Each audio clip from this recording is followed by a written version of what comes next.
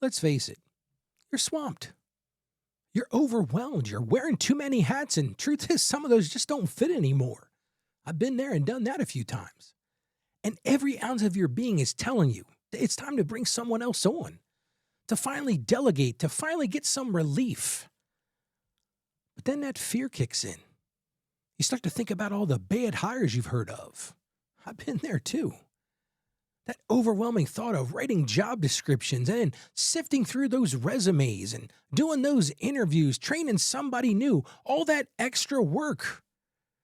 You don't really have the time to do what you're trying to accomplish now. And that paralyzing fear, that resistance to growth, it holds so many of us back. But what if I told you hiring doesn't have to be a headache? It really doesn't. What if the right process could actually save you sanity and propel your business forward? Well, today I'm going to break down the fear of hiring. I'm going to give you the gritty steps to build your dream team, one smart hire at a time. So stick with me. I'm going to give you the tools you need today to make an effective hire.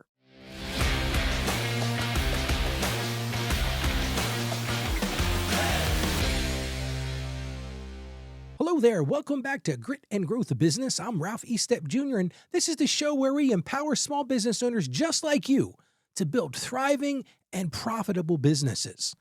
Now, last week we talked about from chaos to clarity. We talked about systems that save you. And if you missed it, I'm going to encourage you to go check it out. Well, this week, as I just said, we're moving into a new topic. And this topic is a massive opportunity and a source of incredible anxiety for every normal business owner, especially if you're trying to grow past what your own two hands can do. And that's hiring without the headache. And listen, I know this one hits close to home for many of you. You've built something incredible. You're delivering value. And as your business grows, you inevitably hit that wall. That wall is usually called time or capacity. And yes, you're stretched thin. You're doing tasks you shouldn't be doing. And you're just dreaming of that day that you can finally offload some of that burden. And your gut instinct says, hey, Ralph, I need help. But then that other voice, it pipes up something different. It's that one that whispers about those terrible hires you heard of. Yeah, your buddy Joe hired somebody, and oh, that was a disaster. He shared with you over breakfast one morning, man, that was a disaster. It was like I didn't even hire anybody. I just kept on having to do it all myself. And he talked to you about the time wasted and all the money he lost. And then you're starting to have those fears yourself. You got that fear of finding someone who isn't a good fit. Maybe just like Joe, you're going to find that person that needs that constant hand-holding, or worse, is the worst part, who actually creates more problems than they solve. And then you're thinking to yourself, hey, this doesn't seem like a solution. More like a massive, terrifying headache. So what do? You choose to keep doing it yourself. You stay overwhelmed. But that's not the worst part. You silently cap your own growth. And I've been there. Let me tell you my story. Early in my career, I was running my own accounting practice, and I hit the point where I was just simply drowning. My client load was growing, but I was doing everything. I was doing the bookkeeping. I was doing the tax returns. I was doing the client calls. I was doing the administration work. Hey, I was even cleaning the office on the weekends. And I knew deep down I desperately needed to hire somebody. But the thought of finding someone trustworthy, someone competent, someone who would just add to my workload, it was paralyzing for me. And I procrastinated for months. Actually, to be honest with you, more like years. And yes, I kept losing sleep. I kept feeling completely overwhelmed because that idea of hiring felt worse than the painful reality of being swamped. I was stuck in what I've said to so many times, the client's analysis paralysis. And being stuck there, it was just absolutely mentally draining. See, this isn't just about finding warm bodies. You can do that. It's not going to be very effective, but a lot of people do that. I counsel business owners every day that have just found warm bodies. It usually doesn't work out well for their businesses. But if we're going to do it right, it's about strategically bringing in the right talent for your business so that you can free yourself up to do what you do best, to serve more clients, and in the end, build that enduring legacy that is your business.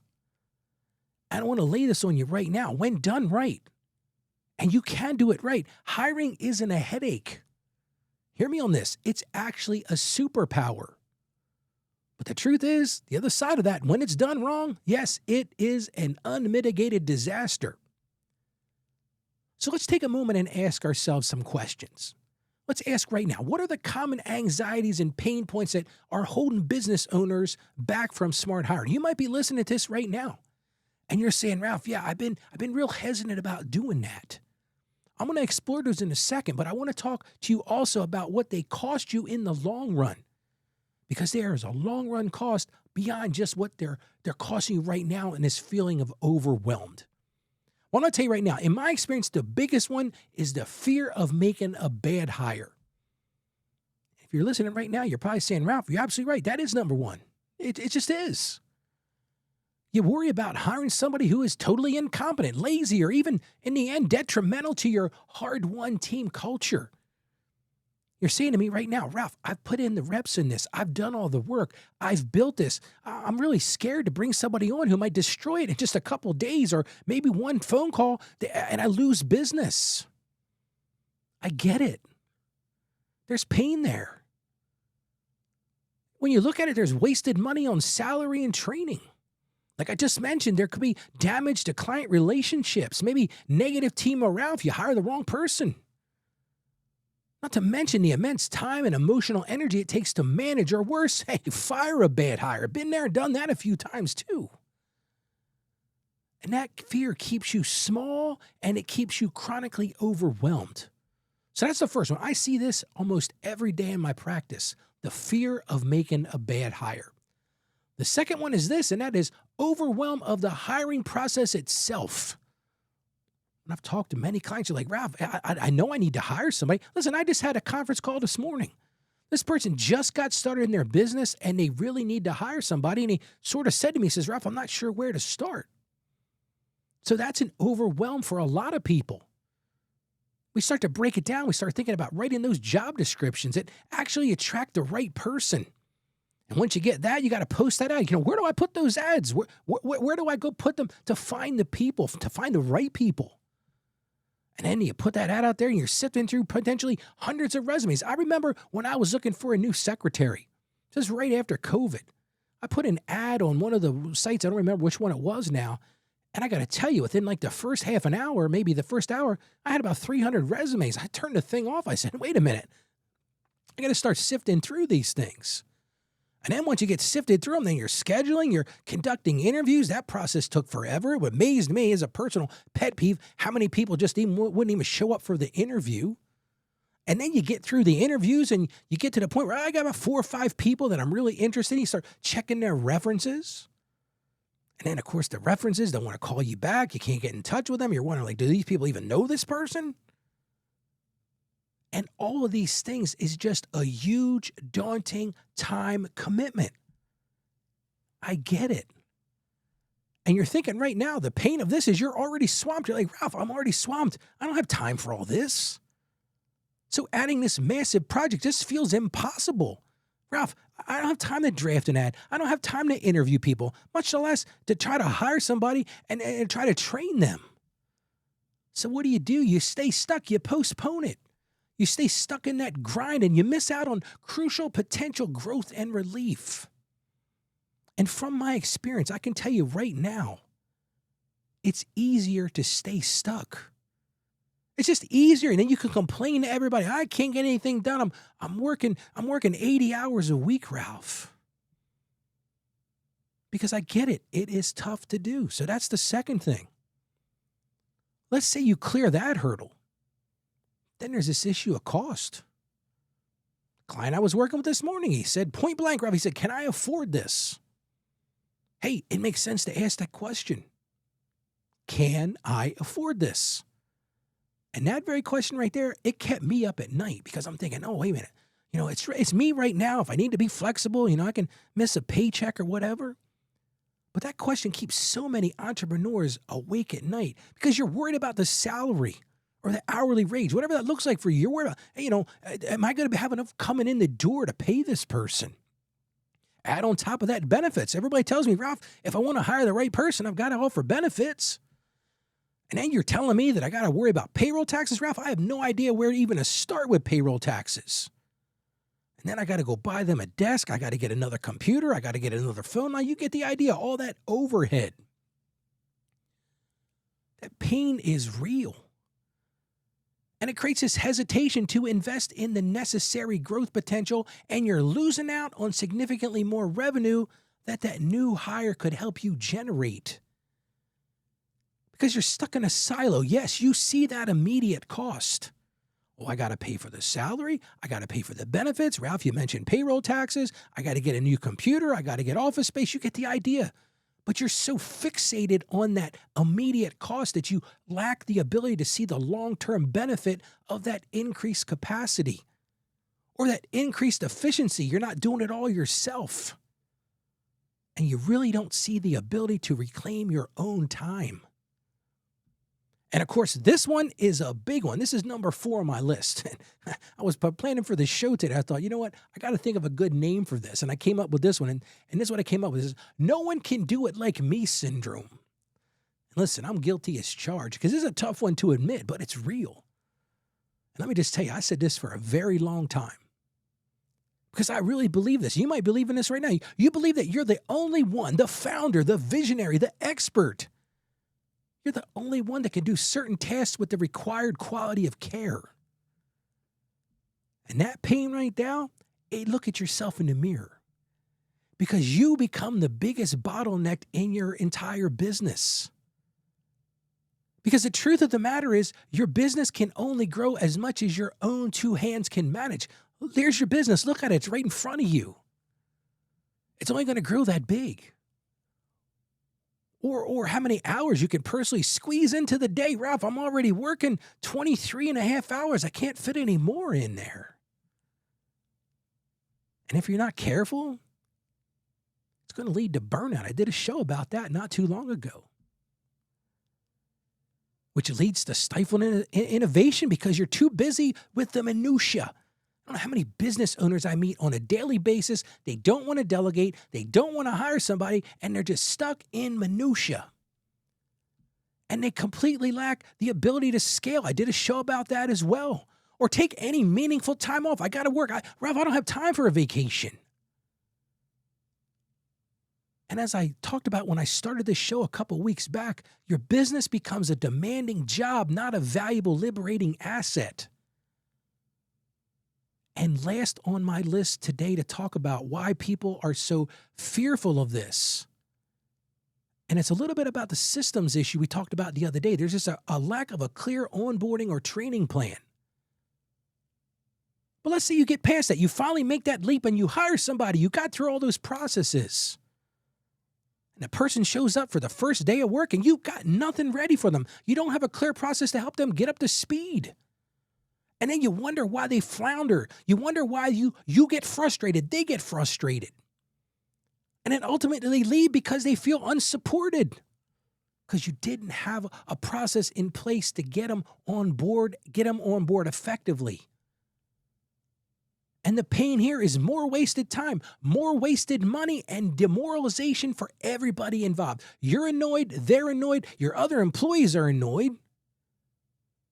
And all that does is it reinforces that negative belief that hiring is simply too hard and not worth it. You say, you know what, Ralph? I'm just going to do it myself.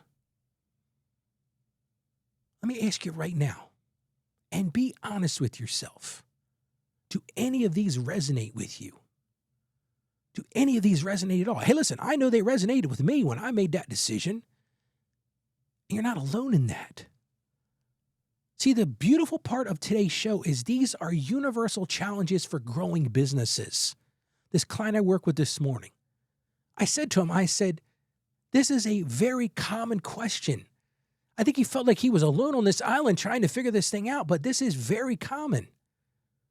But you want to hear the best part? The best part of this today is that these are challenges that can absolutely be overcome. And right now, I'm going to share with you the gritty, strategic approach to do just that. I'm going to help you get this. I'm going to give you the tools. See, you needed to come to a basic understanding at the beginning. The power of smart hiring isn't just about getting tasks done. Yes, that's part of it. You want to hire somebody so they can knock out things on your to-do list. You can help you grow your business, all those sort of things. But that's not just about that. When you really think about it, it's about buying back your most precious commodity. And you might be saying, Ralph, okay, I don't get it. You're telling me it's going to cost me money. It's going to cost me this. But what's your most valuable, precious commodity? It's your time. See, in the end, it's about leveraging your expertise so you can focus on your highest value activities. When I finally broke down and said I need to hire somebody, I finally realized I don't need to answer every phone call. I don't need to scan every document. I don't need to make every photocopy. I don't need to put postage on the things going out the door. I don't need to go to the post office box. My expertise is better leveraged in doing things that are higher value. And in the end, I finally realized it was about reducing my overwhelm and reducing my stress. And the realization came around just a couple weeks after I hired somebody. It's the realization about truly unlocking the next level of growth for your business. Hear me on that. That is so very, very, very important. Because hiring somebody, hiring the right person, doing it the right way, and I'm going to talk about those steps in just a second, that strategic move will save your sanity and it will fuel your legacy. So you ready to hear how you do this and how you do it effectively? Well, I'm going to give you some concrete, actionable steps that you can take right now to start building your team without the headache, one smart, intentional step at a time. First thing you've got to do, and listen, I'm going to tell you right now, I'm going to give you all these things in a downloadable action sheet. I'll mention that right now. You can get that by going to gritandgrowthbusiness.com/action. When you get done listening to this, you can go there again. It's again at gritandgrowthbusiness.com/action. Download today's action sheet. But let's continue on what those steps are. First step, you need to identify what I'm going to call your freedom task. That is one thing to delegate first. Because here's a lesson that I learned the hard way. Don't try to delegate your entire workload because that's going to be overwhelming. You're not going to be able to bring somebody in and say, hey, listen, I've been doing this job for 10 years, and in the next 2 days, I'm going to tell you exactly how to do all of it. You're not going to do that. That's going to be overwhelming. But I want you to start by doing this. Look at your daily or weekly tasks. Take a look at what you do. And maybe to prepare for this, for the next week, write down every single thing you do every single day. Name it, every single thing. No things are too small. We talked about minutia. Put them down pen to paper. And once you've done that, what is one specific repeatable task that you either, number one, dread doing, number two, takes up too much of your valuable time, or someone else could easily do 80% as well as you? And the big takeaway here is a big part of this. And it will give you immense relief. So let me go over those again. One specific task, it's a repeatable thing, not just a one-time, hey, once a year I got to do this. That's not what I'm talking about. Something you do every day, every week, something like that, that you dread doing. I hate doing this. I really don't like doing this. Second thing, takes up too much of your valuable time. Well, why is that important, Ralph? Because if it's taking up your valuable time, you could be out selling your business products. You could be meeting with customers. You could be building the business, but this is taking up too much of your time. Now, I put in there piece 3 of this. Someone could easily do 80% as well as you. Listen, let's be honest. No one's going to do it as good as you. If you're looking for perfection, don't hire somebody because you're never going to find it. But ask yourself, can they do it 80% as well as you? And last but not least, would give you immense relief. Now, here's the thing I'm going to challenge you to do. Be specific. I mean, real specific. Here's a great example. Is it managing social media posting?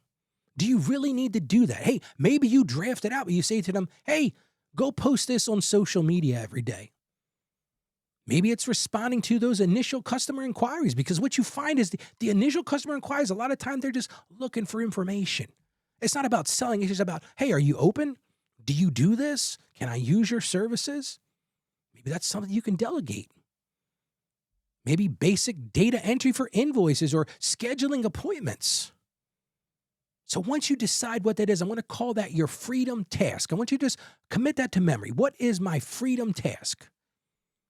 And to be honest with you, for me, it was initially delegating that client data entry and those basic reconciliations.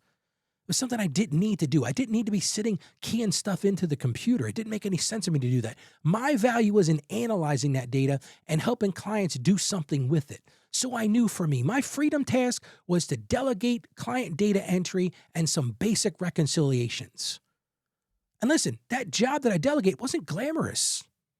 It was a rudimentary job that I could find somebody to do, but here's what it did. It freed up hours of my week.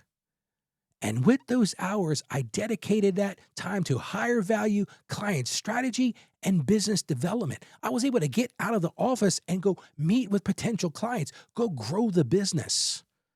So start there. Develop what I'm going to call, like I said, your freedom task. What is it? Put it all together. Be very specific. Step 2, create a job description for just that one task. So before you even think about posting the job, we're not at that point yet. We figured out what the tasks are, or the task. I said just pick one today. Before you even think about posting a job or talking to anybody, clearly define what success looks like just for this one task. You notice I didn't say job description. I'll talk about that a little bit later, but what does success look like for this one task? Ask yourself, what specific skills are needed? Hey, I wanted to outsource data entry. I needed somebody that could use a computer. I needed somebody that could type. I needed somebody that was detail-oriented. But larger than that, that's the skills they needed. But then ask yourself, what are specific, measurable outcomes you expect? I actually do what I like to call a position results description. I'm going to talk about that in a future episode, but I think it kind of moves us away from this whole job description. I think job descriptions are dead. They just don't work anymore. But position results description, like I said, I'll cover that in another show. Let's continue. So what specific skills are needed? What specific measurable outcomes do I expect? What are the results I want them to bring me? Then I need to start asking, what tools or software will they use? Do they need a computer? Do they need access to software? Do I need an office for them? Do they need a desk? Do they need a chair? All of those type of things. And again, this isn't a full job description yet. It's just a clear, simple outline for this specific freedom task. Because this clarifies your needs and it helps you communicate them precisely when you look for help. Because if you haven't done this beforehand, you're going to do what a lot of people do. Oh, I need to hire somebody for my office. Great. So they put an ad in, office help. Call me such and such. But they haven't defined what they need help with. They haven't defined what that success looks like. They haven't defined what the tools and the resources they need. It's not going to be an effective hire because the person coming in has no idea what you want them to do. You have no idea the skill set they need. You have no idea how to measure what success looks like. So do that little mini description, that results description. And now, the next thing I'm going to encourage you to do, what's step 3 in my process here, is start small. Maybe you even do what they call fractional, part-time, or maybe even some virtual help first. There are some great virtual assistants out there now with the internet, with Zoom, with all this ability to move data across networks. There are some really good opportunities out there because listen, a lot of people get hung up on this because you just assume, I got to hire this full-time person. I got to have this person with benefits, Ralph. I got to do all these things. But you don't have to hire a full-time employee on day one. You just don't. And when I encourage a lot of small business owners that I work with, I've been doing this for 30 years. One of the times I say a lot of small business owners start with just a part-time contractor or maybe a fractional assistant or even a virtual assistant for just 5 or 10 hours a week. Because if it's done correctly, this can provide immense relief and prove the concept. Maybe you get to the point of hiring somebody full-time. To be honest with you, like my accounting practice is all about a fractional assistant. Business owner comes in and they say to me, Ralph, I'm overwhelmed by all this accounting, all this paperwork and payroll. I'm like, I got a solution for you. Hire me as a contractor. That's basically what I offer. I offer contracting services. I contract for their accounting work. I contract for their payroll. Well, you can do the same thing with your business. And by doing it in this small scale, it reduces that financial risk, that fear, that overwhelming feeling of a full-time commitment. And like I shared with you, my first hire wasn't full-time. It was a part-time administrative assistant who worked just a few hours a day. In fact, to be totally honest with you, it was my wife when we first started. We had 2 kids at home. She was taking care of the kids. But she was very valuable to me. She worked a couple hours a day. But it was a small step. And it made an immediate, tangible difference. And it built my confidence to eventually, a year or so later, hire more strategically. It was a starting point. And it taught me how to delegate effectively. I don't have time to cover that today, but effective delegation, we're going to talk about it on the show, but that's very important here too. Okay, so let's move on to the 4th step. And let's craft a value-oriented job ad. Again, I talked about the bad job ad. This isn't just a task list. Let me talk to you about this for a minute. When you're ready to put out the word, whether it's on the job board or asking your network, and hey, let me just say right now, that's a great place to start. Ask people that you know. Ask other business people. Ask your customers. Ask your clients. Don't just list the task that this person needs to handle for you. Think about the solution. Describe the problem you need solved for your business. Because that's how you really get effectively in hiring somebody. What is the problem you need to solve? My particular problem is I didn't have time, to be blunt, to do all this data entry. I didn't have this time to do all these answering phones and scheduling appointments. I didn't have time to do that. What was the problem? I was doing all these things myself. The problem was I needed somebody to take over that. And as soon as you describe and define that problem, think about the positive impact this role will have on your business and your clients. I started thinking about this in my own head. If I hire somebody to do this, hey, guess what? Now I have more time to work with my clients. Clients can book more calls. Clients can call me and actually somebody answers the phone. Instead of me being stuck on another call, somebody answers the phone and says, hey, Ralph's not available right now, but let me take a message. Let me get your information. I will get back to you. And what did that do? It benefited my clients. It benefited my business because I was able to focus on things that were valuable for my business. So as you're putting this together, use language that attracts someone who wants to solve that problem. See, so often when we're looking at hiring, we're doing a description. Oh, I need you to do this, and I need you to do that, and I need you to do that. But that's so useless. What you really need is to attract someone who wants to solve that problem. And here's a little tip. When you're interviewing somebody, I think one of the best skills you should look for is somebody who's a problem solver. But you also need to find somebody who resonates with your mission, who understands what your business is there. We talk about a brand promise. When I work with coaching clients, and yes, I coach clients, and if you're interested in me working with you to coach you, you can go to gritandgrowthbusiness.com. Right there at the top of the page, you book a discovery call with me. But you need to hire somebody who resonates with your mission, not just somebody looking for a paycheck. We talked about that at the beginning, those warm bodies. And unfortunately, I've met many clients that are just looking for somebody. Hey, Ralph, somebody quit. I need somebody. I need somebody who shows up for work. I mean, how many times I've heard that in the last 2 years? Ralph, these are the people I can get to show up for work.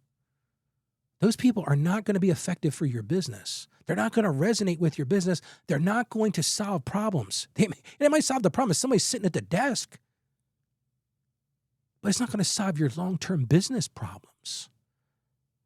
And then as you're drafting that, focus on the opportunity for them. See, that's the part a lot of small business people don't get. They just present people with, well, here's the problems I need you to solve. But think about the opportunities for them to contribute, to see something, they make it with their own hands. They're able to feed into that mission and to make a difference.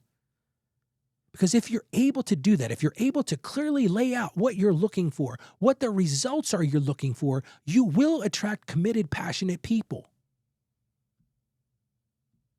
Well, let's move on to the final stage of this if we want to be effective in hiring. And a lot of people miss this step, and it is detrimental to the new hire. You've got to develop a simple 30-day onboarding plan for that one task. Now, remember, we're just talking about one task. You might be like, Ralph, I'm way past that. I got several tasks I need to handle. It all fits into the same model, but you've got to develop a plan for that 30-day onboarding for that task that you've got them set up for. So before they even start their first day, I don't know how many clients will call me and say, "Hey, I get this new person in my office today, Ralph. What do I do now?" I don't know. You should have thought about that before you hired them, because how do you know who to hire if you don't know what they're going to do? So before they even start their first day, create a basic checklist or a few bullet points. Even that's good. Ask yourself these questions. Put it in your mind. Build this picture. What's their first day look like? What are the resources they need? What are the training things you need? Who do they need to talk to? What paperwork do they need to fill out? What computer software do they need? What access do they need? Have you figured out how to set them up, how to log them in? I don't know how many clients have called me that's like, "Ralph, yeah, we're struggling and we're trying to figure out how to add this person to our software." This is on the third day they've been working there. Like, what have they been doing for the past 2 days? And focus on that freedom task or that freedom tasks that we talked about. What's the specific training for their freedom task so that they can alleviate that stress from you? Push it out into pieces. Break it down into things that they need to understand. And bigger than that, you need to start off with, what does success look like? How do you measure that success in their first 30 days? Because let me tell you something right now. If you do this correctly, if you set these things up with the end in mind, and you have a clear success matrix of what that looks like, you're not going to have a bad hire. And if you do have a bad hire, you're going to measure that within the first 30 days. You're not going to waste as much time as you will if you don't have these things in order. See, a clear roadmap reduces their anxiety. And see, that's what you want to do. I was having a conversation yesterday with a guy out doing some work at my house. And we were talking about employees. And he had just left another employee, decided to start his own business. And he says, "Ralph, our business was bought out by somebody, and they just treated us like numbers." That's a problem with American businesses. Small business, they don't get it. Your employees are your most valuable asset. Well, if they're a valuable asset, create a roadmap for them that reduces their anxiety, gives them a smooth start. Why? Because it's going to save you time and it's going to save you frustration in the long run. And guess what? It sets them up for success from the get-go. And guess what? If they're successful, you're successful. It needs to be a win-win situation. Now, I know we've covered a lot. Again, you can get all of this. I've got an action sheet for today's show by going to gritandgrowthbusiness.com/action. And here's a little bonus. I've been doing those for every show. So once you go there, you get today's, you can get all the back catalog as well. Friend, I know the thought of hiring can feel like a monster hiding under the bed. Just feels that way. You're like, "Ralph, this is so anxiety-ridden. I don't even know where to start." But if you break it down into these gritty, actionable steps, I truly believe that you can transform that fear into strategic, empowering processes. And it is going to be work. I'm not going to lie to you. It's going to be an investment. This isn't about avoiding work. There's going to be work, but it's about doing the right work. The work of leveraging your time, protecting your sanity, and truly scaling your impact. Because here's the truth, and I want you to hear this loud and clear. Hiring smart is one of the most powerful moves that you can make to move from overwhelmed to empowered. Trust me on that. Hiring smart is one of the most powerful moves you can make to move from overwhelmed to empowered. Because I already know you've got the grit to build. Now you just got to apply that grit to building your dream team. And as I mentioned a few minutes ago, I want to help you with that. I want to help you with this critical step. Go and download my simple action plan sheet. It's called Hiring Without the Headaches. It's free. It's a downloadable sheet that will guide you through and identify your freedom task. It'll help you outline those needs, explore the small scale help, and create that initial onboarding plan. This is a truly practical tool to help you make your first, or maybe you've already got somebody, but you're like, "Ralph, I didn't do it right the first time. I could use some help this time." But you want to make hiring a success, not a struggle. And you can download it again by going to gritandgrowthbusiness.com/action. Again, that's gritandgrowthbusiness.com/action. And start building your team and start building that strategically today. Listen, Don't let the fear of a bad hire keep you trapped in that overwhelm and stress and keep you pinned up against the wall. The right help, brought in the right way, is not an expense. It's not an expense. It's an investment in your freedom. It's an investment in your growth. And listen to me right now, friend. It's an investment in your legacy. You've got this. I have confidence in you, and I'm here walking alongside you every step of the way. I just want to thank you for joining me today on Grit and Growth Business. I'm committed to bringing you honest conversations and practical strategies every single week to help you build your business the right way. Now, next week, we're going to dive into another crucial topic. You're going to love this one. Sales isn't a dirty word. Here's how to do it right. I'm going to share with you how to embrace sales authentically and effectively without feeling slimy or pushy. Yeah, see, sometimes people see a sales and it's slimy or pushy, Ralph. But you want your business to grow, you better learn how to sell it. Now, while I'm here, I also want to encourage you to do something. If you're getting value from this show, you're finding out steps that make your business better, I want you to do me a favor and share it with somebody else. Maybe you know another business owner. Somebody's thinking about going into business, or maybe you've got a colleague that they're really struggling in their business. Just send them an email, send them a text and say, hey, check out this show. I've been listening. It's a weekly show. It's not a big investment, but man, Ralph really has shared a lot of good stuff. Just send them to gritandgrowthbusiness.com. And hey, they can download that action sheet today. Again, that's at gritandgrowthbusiness.com. Now go put these things into action because as I say every single week, intentions are great, but you got to put these things into action. So God bless you, and I will see you next week, my friend.